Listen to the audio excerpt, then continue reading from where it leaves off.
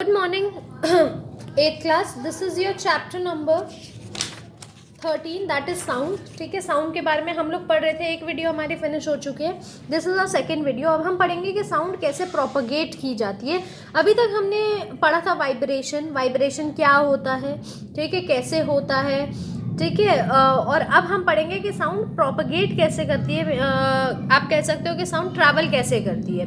Sound is a sequence of waves of pressure which propagate through compressible media such as air and water. Sound क्या है? एक sequence of waves है, यानी कई सारी waves है. सीक्वेंस यानी जब कई सारी वेव्स एक साथ होती हैं.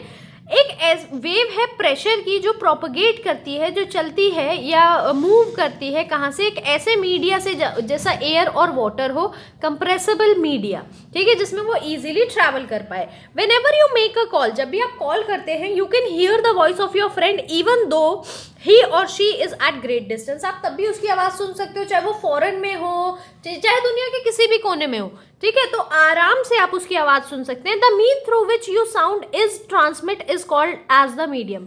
यानी वो मीन जिसमें से साउंड ट्रैवल कर रही है, ट्रांसमिट कर रही है, एक जगह से दूसरी जगह जा रही है, उसको हम मीडियम बोलते हैं. The wave consist of particles of the medium through which it travels. तो जो साउंड की वेव्स होती हैं उसमें मीडियम के पार्टिकल्स होते हैं जिसके अंदर से वो मूव करती है.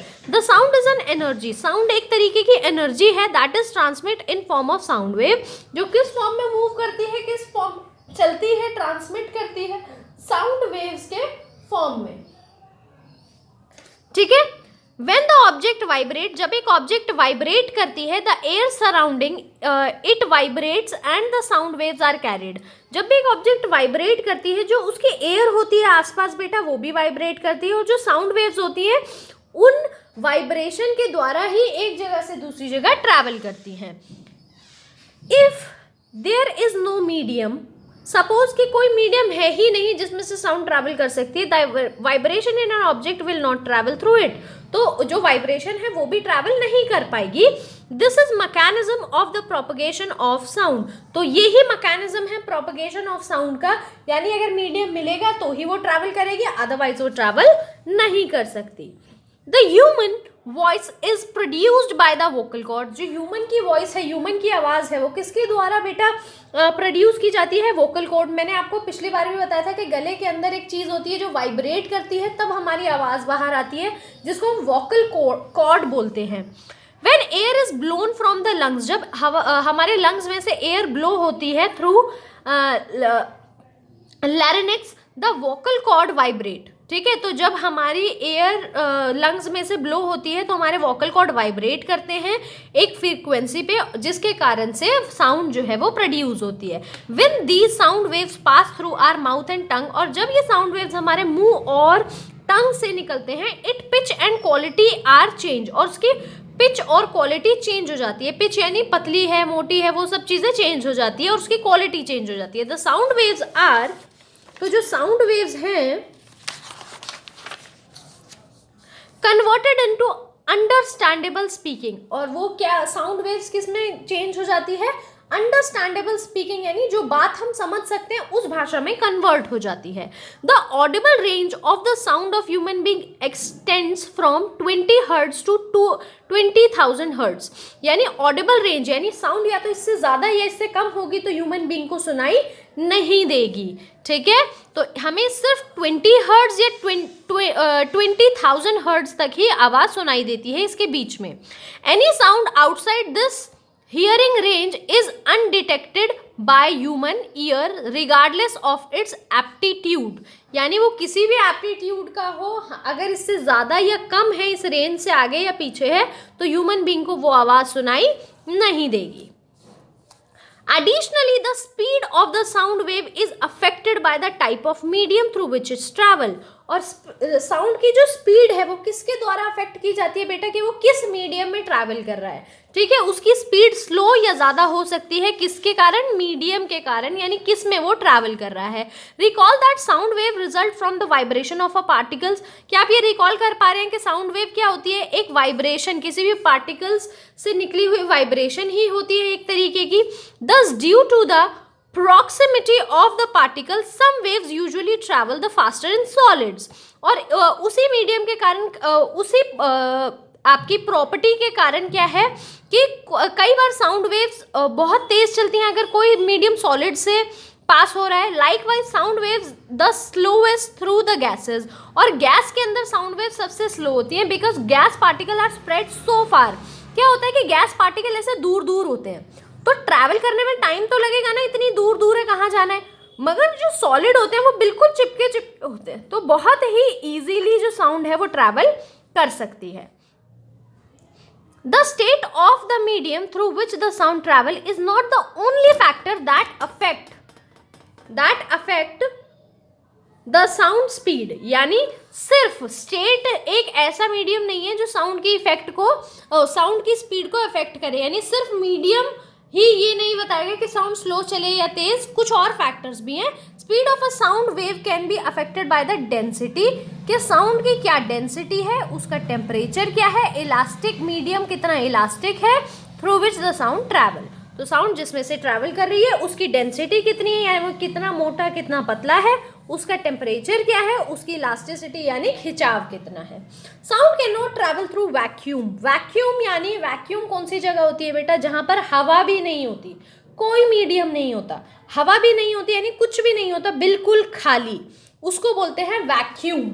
ठीक है, जैसे स्पेस जहां पर एयर नहीं होती तो साउंड उसमें से ट्रैवल नहीं कर सकती. अभी हमने पढ़ा था कि अगर कोई मीडियम नहीं होगा तो साउंड के पास कुछ भी चीज़ नहीं होगी, कोई पार्टिकल्स नहीं होंगे एक पार्टिकल से दूसरे पार्टिकल्स में जाने के लिए, तो साउंड ट्रैवल नहीं कर सकती. Sound can not travel through a vacuum, तो साउंड कभी भी वैक्यूम में ट्रैवल नहीं कर सकती.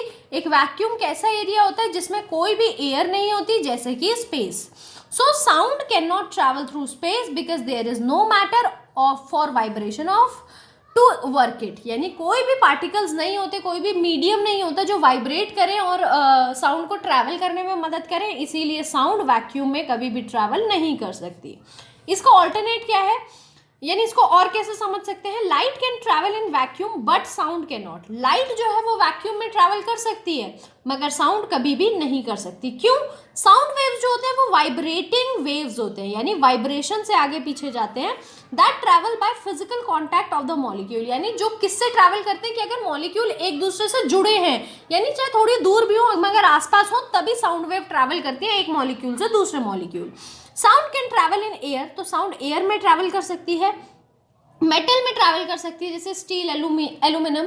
यानी जब आप किसी को मारते हो स्टील को या एल्यूमिनियम को किसी भी चम्मच से या बजाते हो तो साउंड निकलती है ना, क्योंकि उसके पार्टिकल्स बहुत क्लोज होते हैं. Light speed is constant, light की स्पीड कांस्टेंट होती है, but in case of sound, sound जो कांस्टेंट मतलब एक ही रहेगी. ऐसा नहीं कि किसी मीडियम में तेज हो गई, अगर पानी है तो तेज हो गई, एयर है तो स्लो हो गई, ऐसा नहीं होता लाइट के साथ. लाइट की स्पीड हमेशा कांस्टेंट रहती है, एक ही रफ्तार से चलती है. मगर साउंड जो है वो डेंसर मीडियम में faster molecules carry sound wave closely packed in comparison to the air.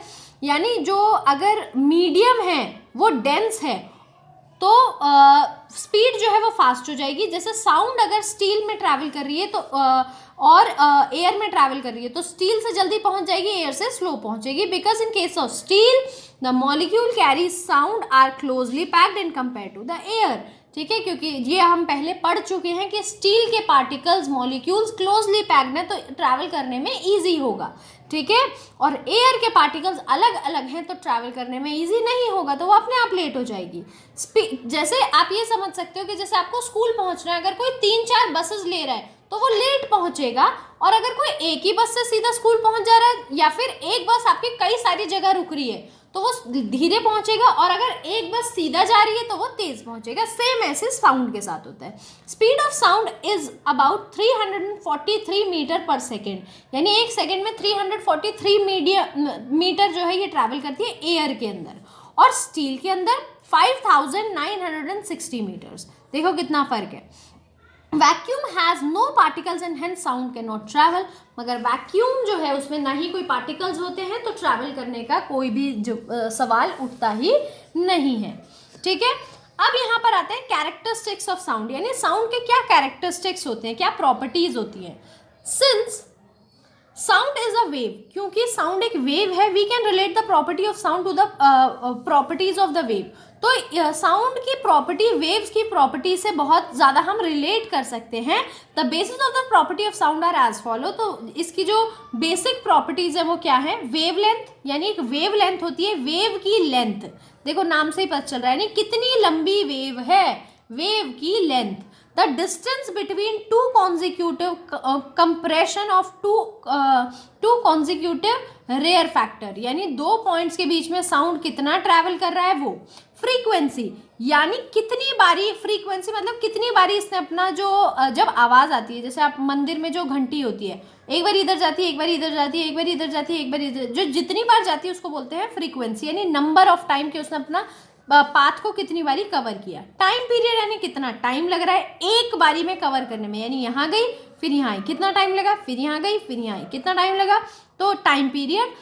Aptitude, aptitude क्या होता है? The magnitude of maximum disturbance in the medium और either side of the normal position और the mean, यानी distance travel करने में उस medium में कितनी डिस्टर्बेंस है उसको बोलते हैं aptitude. Speed of sound, sound की स्पीड क्या है, ठीक है।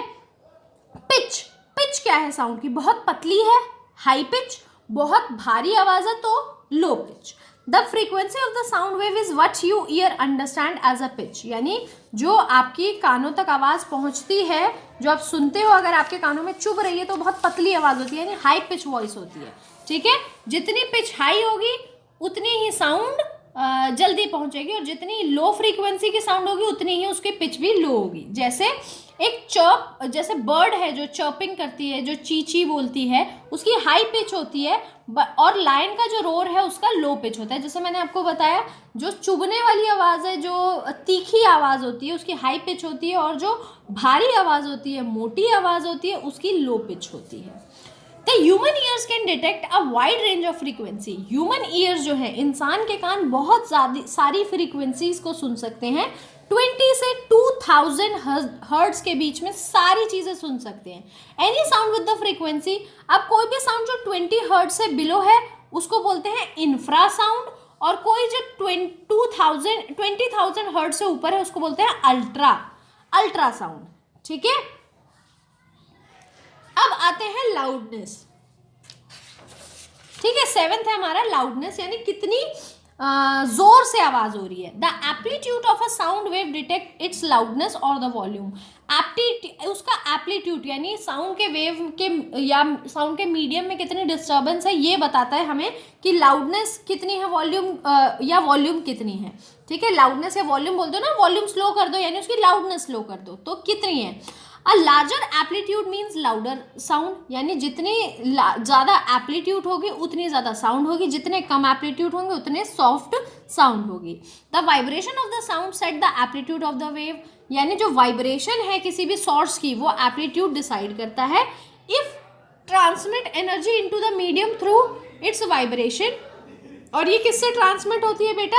अपनी वाइब्रेशन से। More energetic vibration corresponds to the larger amplitude, जितनी ज़्यादा एनर्जी से वाइब्रेशन करेंगे उतना ज़्यादा लार्ज उसका एप्लीट्यूड होगा। The molecules move back and forth more vigorously, और उतनी ही तेज़ी से मॉलिक्यूल्स आगे पीछे जाएंगे। The louder of the sound is also determined by the sensitivity of the ear. Loudness भी हमारे ईयर्स के सेंसिटिविटी के अकॉर्डिंग ही हम डिटरमाइन कर सकते हैं। The human ear is more sensitive to the other frequencies than to the other. जो human ear होते हैं वो ज़्यादा sensitive होते हैं, ठीक है, कुछ frequencies के लिए और बाकियों के लिए नहीं होते हैं। The volume we receive thus depend on both the amplitude of the sound wave and whether its frequency lies in the region where the ear more or less sensitive. तो ये दोनों चीज़ें जो हैं इससे साउंड की वॉल्यूम का, loudness का पता चलता है कि क्या उसका एप्लीट्यूड है और किस फ्रीक्वेंसी में या कितने सेंसिटिव ईयर को वो सुनाई दे रही है। तो इस वीडियो में बेटा हम यहीं तक पढ़ेंगे। नेक्स्ट वीडियो में हम पढ़ेंगे कि हमारा जो ईयर है वो कैसे वर्क करता है, हमें कैसे सुनाई देता है।